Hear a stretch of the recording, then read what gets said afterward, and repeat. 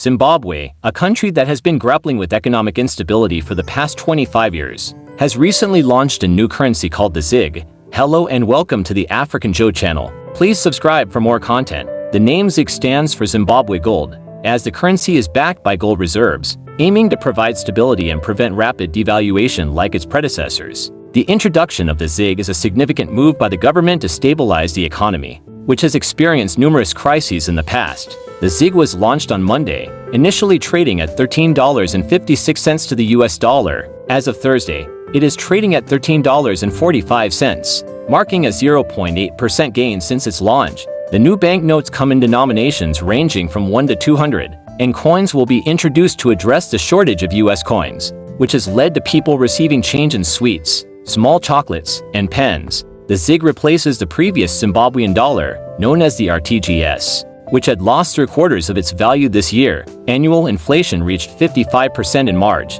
the highest in 7 months. Zimbabweans have 21 days to exchange their old, inflation-affected notes for the new ZiG currency. While the ZiG is introduced, the US dollar remains legal tender, accounting for 85% of transactions. Most people are likely to continue using the US dollar for everyday transactions. However, despite these efforts, Zimbabweans remain cautious due to historical mistrust of the central bank. The country has experienced currency instability in the past, including the printing of $10 trillion notes during a period of runaway inflation in 2008. The government then abandoned its own currency and relied on foreign banknotes like the US dollar and the South African rand. Therefore, skepticism remains about the new currency, and its success will depend on maintaining fiscal discipline and ensuring that the currency remains backed by real value, primarily in precious minerals like gold or foreign exchange. As Zimbabwe faces challenges such as drought and food scarcity, the success of the ZiG will be critical in stabilizing the economy. It is hoped that the new currency will bring stability and prosperity to the nation's economy